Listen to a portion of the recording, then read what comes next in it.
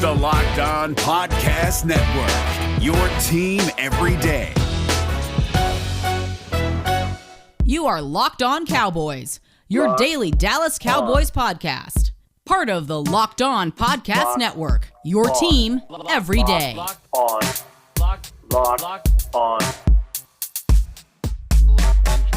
Locked On Cowboys. Welcome back to the Locked On Cowboys podcast, part of the Locked On Podcast Network. Thank you for tuning in. I am your host, Marcus Mosher. You can follow me on Twitter at Marcus_Mosher. And joining me today, as always, is Landon McCool. You can check him out on Twitter at McCoolBCB. You can also listen to him on the Best Coast Boys podcast. Landon, what's going on, sir? Not a ton. Excited about the game this weekend. Get a little bit of a dress rehearsal, sort of, kind of thing. Sort of. So we're getting closer to closer and closer to real football. So I'm excited to preview it and talk about what we're going to see. I just have to put a little bit of a disclaimer out there. If I'm slurring my words today, it's not because I had a drink right before the podcast. I went to the dentist like 30 minutes before the podcast started, got shot up with Novocaine. So for the viewers that are watching on YouTube, it should be a pretty hilarious experience. So yesterday the camera fell on me, and today you're going to see Marcus. I'm doing it with only one side of my face. It should be drooling on the one yeah, side it should be good. So my sweatshirt is going to progressively get wetter as this thing goes on. All right, let's talk about the Cowboys preseason game. The first thing I want to talk about, Landon, is according to Mike McCarthy on Friday, the Cowboys are going to play their entire starting defense in the first half. Yeah. Now, there's going to be some substitutions that are pretty normal, but I guess I wasn't expecting an entire half. How do you feel about that? I mean, I think it's not terrible. I mean, again, it's good to kind of get some of these guys some reps. We haven't really seen a full first team unit out there working together. So I do think that there is something to that. It feels like it's been a little bit of a hodgepodge on defense. They're just kind of trying to fit pieces together, and it's going to be a little bit of a hodgepodge in the regular season too, because I think they are going to try to deploy different formations and have different personnel groups out there. So it's not it's not always the same 11 guys reconfigured in different formations. It's correct. They're going to be playing, like we talked about, what do you think? 15 players that they'll normally kind of rotate in. So but I do think that it's important to kind of get an opportunity to get the main personnel groups that you're going to be deploying some time on the field together to work together in live action reps against, again, I haven't heard from Houston, but I'm assuming Deshaun Watson's not playing tonight. Were you going to say they're going to get a chance against an NFL team? Is that what you're going to say? And you pulled back. I was going to say that, and then I backed all the way out, because even with Deshaun Watson, they're barely an NFL team. Deshaun Watson can barely drag them to an NFL team, and he's currently indisposed. I don't know if anyone's heard. So I think for the Cowboys, it's just about getting an opportunity, and the closest they're going to get before the regular season to have their full defense go against something close to the number one offense, and then just to kind of get their feet out, get their timing, make sure that the calls are right, make sure they're on the same page. I don't think it's the worst idea. Obviously, we got to hold our breath for injuries, but I think it's probably smart to get them this work and then solely focus that fourth game on down roster guys and checking out guys that you may want to have as your 52nd or 53rd guy. Here's the thing. It's still not going to be their full starting defense, right? Because DeMarcus Lawrence isn't going to play. Obviously, Neville Gallimore's not going to play. Yeah. Randy Gregory, it sounds like he probably will play a few snaps. So I got a feeling he might be the one guy that's kind of limited in how much action he sees. So while Mike McCarthy can say it's their starting defense, it's not really. But we did see a lot of these guys last week. Like even Trevon Diggs played into the second quarter last week, the secondary guys. But I think it's going to be nice to at least see Parsons on the field for more than 10, 11 snaps. It'll be nice to see, maybe Van Der Esch and Keanu Neal playing more than a handful of snaps. That's what I'm excited for.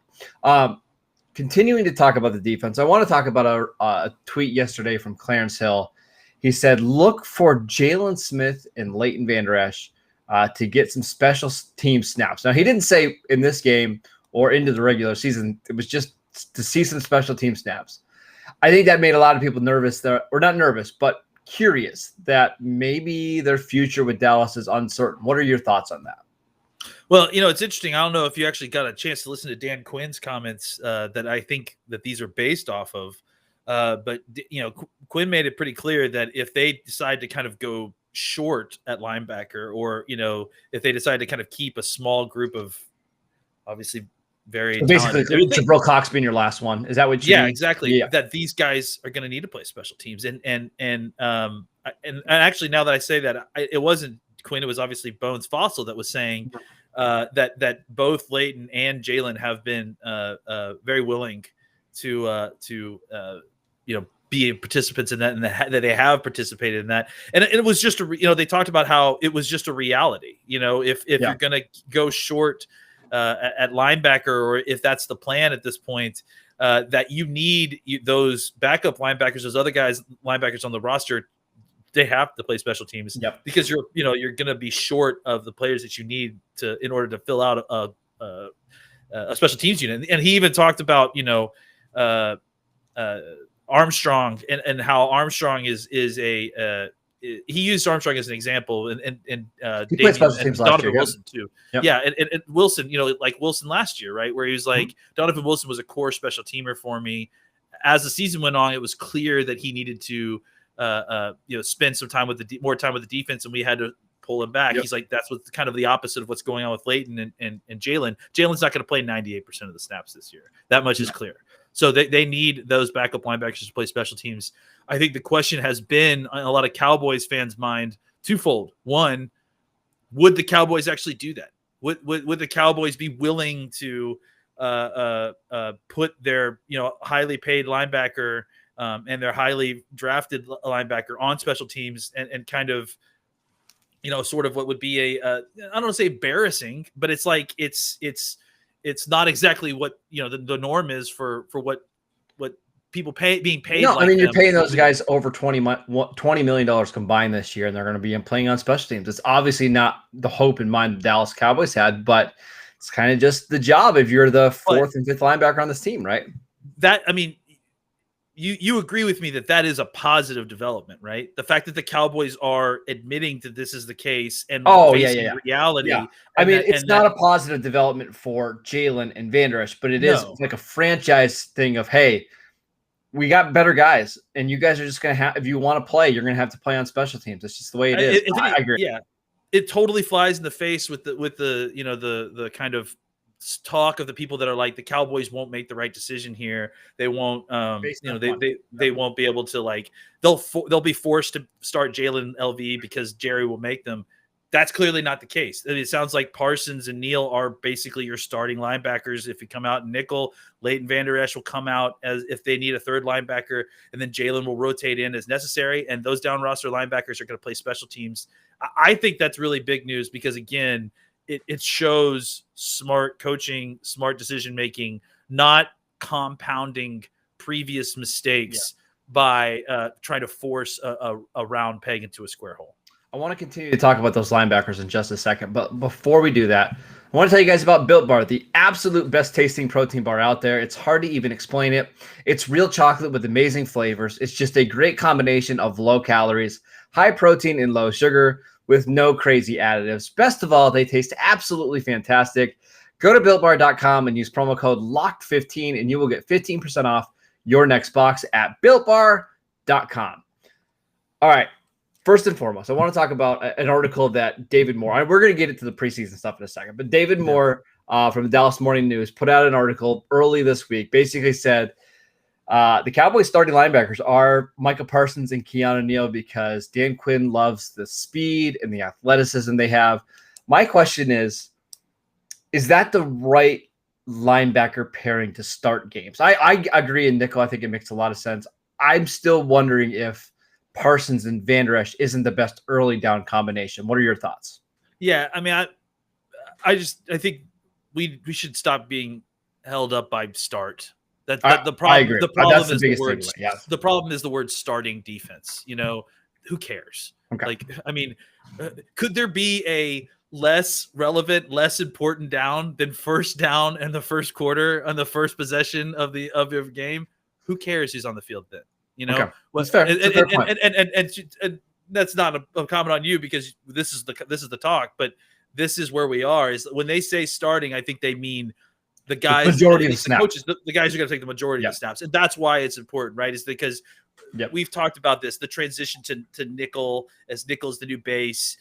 That's why these guys would be the starters on defense, is because when they have three wide receivers out there, these are the two linebackers that you want on the field. Mm-hmm. I mean, it's not hard to see. We talked about this earlier this offseason. Like on third downs, who are your most athletic guys? It's Parsons and it's Keanu Neal. Who are your guys that are best in coverage, playing against smaller running backs or matching up against bigger tight ends? It's Parsons and Neal. So shouldn't be a surprising development to anybody.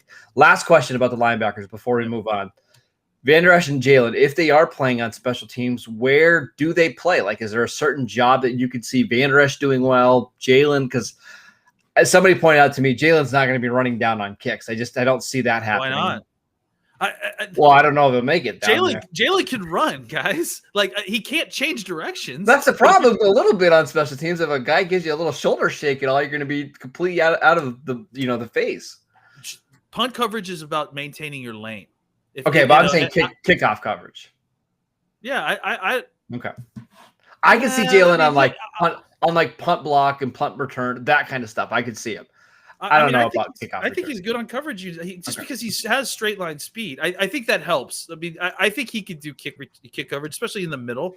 I think he could do punt coverage. I think because he can run. He just can't change directions. Yeah. And what about Van Der Esch? Van Der Esch, I think you can put him wherever. Yeah. I mean, I think he has the physical ability to do whatever you need on the special teams at any spot. I think, right? Yeah, I agree. That's something a sneaky thing to monitor on Saturday night's game is like, where's Van Der Esch and Jalen playing on special teams? Like, just watch out for that, because that might even be more important than what the starting defense looks like and how they're performing. But where they're actually lining up is what I'm curious. And that's actually interesting. I didn't even think about that. Do you think that they will play special teams this weekend? I mean, if you're going to do it during the regular season, you might as well start doing it in the preseason, right? Point. It's a good thing. Absolutely. All right, some other Cowboy news for preseason. It sounds like Lyle Collins is going to play on Saturday night, and that's fantastic news considering there was a little bit of a scare with him on, Wednesday? Again, I'm not sure how many snaps. It sounds like the offense is going to play maybe the quote-unquote starting offense without Dak, like 2 series. Amari made it seem like it was 10 to 15 plays. Lyle, are you surprised that he's going to be playing? No, I mean, it didn't sound like it was very serious at the time. He didn't leave the field to go get treatment. Anytime that they're staying on the field after the injury and they're still in their pads. I mean, he was still in his shoulder pads. I mean, he didn't have his helmet on, but still wearing his shoulder pads while he had a neck and shoulder injury. Yeah. That sounds like a strain to me. Yeah. Zeke, I kind of get the sense that he's not going to play as well, right? We don't really need to see Zeke in the preseason. I mean, we've already been told that he's not playing. Is he? Okay, I didn't know. No, I'm saying in Hard Knocks, episode 1, remember? Yeah, that's like they said that there's no reason he should get any carries. So I think when I heard that at the time at Hard Knocks, it was a little bit surprising, but I guess now it's not. I mean, now that we know he's got a lot of carries. I don't know that we need to see him necessarily. Don't give him any touches in the preseason. It makes complete sense to me. Keep him as fresh as possible. Try to manage his touches throughout the season. I just think it's the best for everybody. Let's stay on the offensive side of the ball, because there's not a lot to watch after the starters go out. But is there anybody you're going to be keeping an eye on during this game? Definitely the backup tackles. I've been trying to watch them a lot anyways, just because, there's been a lot of hand wringing and on the situation. And, I think you kind of have to have a clear-eyed view on this. Shout out to Jalen. I think you have to understand, what should be the standard for this position, right? Like, I don't think we have been spoiled by Lyle Collins and Tyron Smith as to what a offensive tackle's job is. Like prior to 2020, yeah. Well, even before, Well, I mean, this year we didn't. Last year we didn't get to see him barely, but I mean, the idea that that a backup swing tackle should be able to handle every one-on-one block by himself against all of the pass rushers. That's. I mean, most starting offensive tackles don't handle that. So I think we just need to kind of see if if these guys are moving well, if they're able to handle the job. I thought that Ty Nsekhe has looked better and better over the last few weeks. Okay. And I don't know that anyone's kind of saying anything about it, and they've kind of just left it as, oh, this is a problem. But I think we need to, make sure that it's at least at a solid baseline, so that if something were to happen to Ty, if something were to happen to Lael, that Nsekhe would be able to go in and with a little bit of help, be able to do finish out the game, do what they need to do, and then they can kind of figure out, how long the injury is, and then determine what the best long-term solution is. If they need to kick Martin out to tackle or whatever, I think they would rather not do that in game. I think it feels like Nsekhe is there in case they need to finish a game or go in, to another game, one game, two games with another tackle. I think if there was a long-term injury at the position, they probably would make, more of a long-term move, as in like letting Martin play tackle for the rest of the season. And maybe it also might depend on which tackle gets hurt, right? Because my gut feel is that if Lael is out, they are more comfortable playing Terrence Steele at right tackle than Terrence Steele at left tackle. And again, that's just a complete gut call there. But obviously, I think Martin's a better right tackle probably in the NFL than he is a left tackle. So it's just confusing. I'm curious to see how those two guys play. The other one that I would mention is Connor McGovern. I think he's played pretty well in the preseason, but what I'm going to be watching is, does he take any snaps at right guard? Because every snap that we've seen from him in the preseason is at left guard, right? And you would think in this kind of scenario that we're just talking about, if something were to happen to Lael and they move, Zach Martin over to right tackle, that Connor McGovern would slide into right guard like we saw last year. But they haven't really given him a lot of snaps at right guard. I'm just curious why that's going on. Is it something they're purposely doing? Or is it just I think so. You think so? Why is that? Yeah, I think my thought process here is that their number one job with McGovern is to get him ready for the potential to start at left guard in 2022. That's kind of been my feeling as well. Like, we know we're not going to be able to pay Connor Williams. Let's just get McGovern ready. That kind of answers the question of why they're not cross-training him at center too, is that he needs all the snaps he can get at the position that they ultimately want him to play at. Yep. They know Connor Williams can play left guard, or they at least know that Connor Williams can play a left guard at a level that they're comfortable with. I think Connor Williams is a pretty good, at least average, better than average left guard. I got a lot of heat on Twitter for saying that last week, by the way. People got real upset. That's fine. It's true. At the very worst, he's an average guard. Okay. Yeah, go watch. I mean, I don't. Yeah, go form your own opinion, but that's fine. It's two Jalen quotes that you've had today, but all right, go ahead. Mine makes sense though. I think Williams, you know what you got, or at least that you can plug him back into left guard and he's going to perform at the level that you're used to, right? And I think that they wanted to have a better solution for in-game injuries that didn't require them taking 10 offensive linemen into the game. So this is still an experiment. They're still trying it. I don't know how I feel. I mean, obviously the snaps are not good. He's got to figure that out if that's ever going to be a case. But again, I would remind everyone that the timeline for needing to finish this project of making Connor Williams a backup center is not week one. It's when Tyler Biadasz, can't take a snap. Yeah, that's when he has to be ready. So if, heaven forbid, you can hear it, knock on wood, nothing goes wrong for 17 weeks, we don't even have to know about this in the first place. Fantastic. Yes. So that's the goal is, it doesn't necessarily need to be perfect week one. He just needs to be good when we need him. The last thing I'll say about the offense, because again, there's not a lot of good storylines here. As a noted fullback lover, I'm excited to watch Nick Ralston. I think he's going to have a really good game in this one. I think the Cowboys are going to use him a lot. Keep an eye on him. Lane, I don't know why you hate fullbacks, but I hate him. I don't know. Look, real quick. Bones talked about Ralston, specifically singled him out as a guy that's a riser. I'm not going to be shocked if he makes the team at this point. He's not on my 53 that I'm guessing yet, but I'm close. Oh, he'll be on there. I'm not even worried about it at all. He'll be on there. All right, one more quick break to tell you guys about Bet Online. It's that time of year again, and all eyes are now turning to football as teams are back on the gridiron to start the football season. As always, BetOnline is your number one spot for all the pro and college football action this season. Get all the updated odds, props, and contests, including online's biggest $500,000 NFL mega contest and the world's largest $200,000 NFL Survivor contest, open now at BetOnline. Head to the website or use your mobile device to sign up today and receive your 50% welcome bonus. Be sure to take advantage of their opening day super promo.